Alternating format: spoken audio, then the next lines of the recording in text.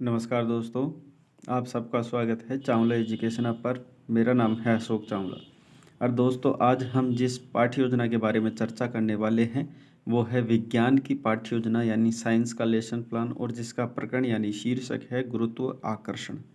तो दोस्तों, गुरुत्व आकर्षण पाठ्य योजना पर हम संपूर्ण चर्चा करने वाले हैं। सबसे पहले आप विद्यालय का नाम लिखेंगे, उसके बाद दिनांक, कक्षा, विषय, कालांश, समय अवधि, और उसके बाद प्रकरण लिखने के बाद उद्देश्यों पर आते हैं, जिसमें सबसे पहले हम ज्ञानात्मक उद्देश्यों के पर चर्चा करेंगे। सभी चीज़ें आपके सामने स्पष्ट रूप से लिखी हुई है। कहीं पे कोई समस्या है तो आप कमेंट कर सकते हैं। सभी चीज़ों को डिटेल से ना बताते हुए, वीडियो को ज़्यादा लंबा ना करते हुए, मैं शॉर्ट में आपको सारी चीज़ें बताता चलूँगा, और जहीं पे आपको कोई समस्या आती है तो आप कमेंट करके पूछ सकते हैं।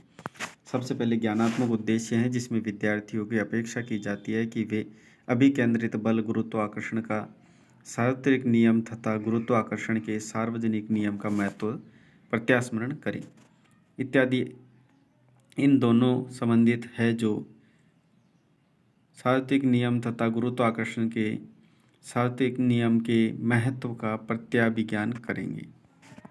उसके बाद अवबोध की अगर बात करें तो छात्र गुरुत्वाकर्षण के नियमों का एवं गुरुत्वाकर्षण के संबंधित सभी नियमों का क्या है, सिद्धांतों को समझेंगे। उसके बाद बात करते हैं ज्ञानोपयोग में, जिसमें बच्चे जितने भी संबंधित हम विषय वस्तु रखेंगे उसका ज्ञान प्राप्त एवं उसका उपयोग भी कर सकेगा, और बच्चा अपने जीवन में भी, अपने दैनिक जीवन में भी इसका उपयोग कर सकेगा। कौशल में अगर देखें तो इसमें नियम संबंधित जितने भी महत्व है उनके चित्र बच्चा बना सकेगा, या उनका कोई भी ऐसा कौशल उत्पन्न कर सकेगा जो कि बच्चों की विषय वस्तु पर आधारित हो। और बच्चे इसके संबंधित कोई चार्ट भी अपना डिज़ाइन कर सकता है।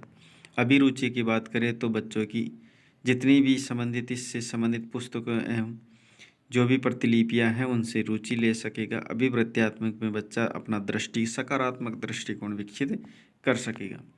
बात करते हैं सहायक सामग्री, जिसमें कक्ष उपयोगी सामग्री हैं, चौक, डस्टर, लपेट फलक। ठीक है, इसके अन्यत्र आप चार्ट चित्रों का प्रयोग करते हैं तो वो भी आप लिख सकते हैं। विधि की अगर बात करें तो व्याख्यान विधि, प्रश्नोत्तर विधि। पूर्व ज्ञान में बच्चे बल के बारे में सामान्य जानकारी रखते हैं। अब यहाँ पे देखिए प्रस्तावना के प्रश्न, जिसमें पहला देखिए किसी वस्तु को स्थिर अवस्था से गतिज अवस्था में लाने के लिए जो कार्य किया जाता है वो क्या कहला जाता है, तो वो बल कहलाया जाता है। बल कितने प्रकार के होते हैं, तो संतुलित और असंतुलित बल। संतुलित बल क्या होता है, जिसमें पिंड का दोनों ओर से समान बल खींचा जाता है, तो वो संतुलित बल होता है। संतुलित बल के प्रकार बताइए, तो दो प्रकार के हैं, आकर्षण और प्रतिकर्षण। आकर्षण बल के उदाहरण है, समस्यात्मक पर्चा हो जाएगा कि आकर्षण क्या होता है, तो बच्चा इसके बारे में संपूर्ण जानकारी नहीं रखता है, इसलिए छात्र अध्यापक उद्देश्य कथन करता है कि आज हम गुरुत्वाकर्षण बल के बारे में विस्तृत से अध्ययन करते हुए प्रस्तुतिकरण पर छात्र अध्यापक आता है। प्रस्तुतिकरण में अभिकेंद्रित बल के बारे में पहले बच्चों को विकासात्मक प्रश्न के माध्यम से पाठ का विकास करता है, और विकासात्मक प्रश्न के रूप में 4 प्रश्न यहाँ पे करता है, जिसके आप स्पष्ट रूप से देख सकते हैं। उसके बाद छात्र अध्यापिका कथन की अगर बात करें तो इसमें छात्र अध्यापिका कथन में छात्र अध्यापक या छात्र अध्यापिका अपना कथन प्रस्तुत करता है या करती है। यहाँ देख सकते हैं आप, वीडियो को रोककर इसमें स्पष्ट रूप से देख सकते हैं। कहीं पे कोई समस्या है तो आप पूछ भी सकते हैं। फिर बोध प्रश्न किए जाते हैं, तो यहाँ पे कुछ बोध प्रश्न किए जाते हैं। उसके बाद गुरुत्वाकर्षण का सार्वत्रिक नियम के बारे में यहाँ पर विकासात्मक प्रश्न बताया गया है, जिसमें आप विकासात्मक प्रश्न करते हैं। फिर छात्र अध्यापक अपनी कथन के माध्यम से उसका स्पष्टीकरण देता है, जिसको आप स्पष्ट रूप से देख सकते हैं।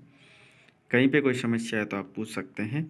बोध प्रश्न इसके माध्यम से करता है। फिर जितनी विषय वस्तु स्पष्टीकरण दी जाती है उसके आधार पर बोध के प्रश्न किए जाते हैं।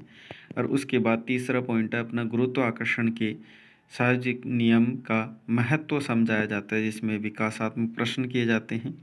और उसके बाद छात्र अध्यापक कथन में छात्र अध्यापक अपना कथन रखता है, छात्र अध्यापिका अपना कथन रखती है। और उसके बाद कथन रखने के बाद स्पष्टीकरण करने के बाद उसमें से कुछ बोध प्रश्न किए जाते हैं, जो बच्चों का ज्ञान ग्रहण करने के लिए किया जाता है कि बच्चे को ज्ञान कितना प्राप्त हुआ, ये सब पढ़ने के बाद।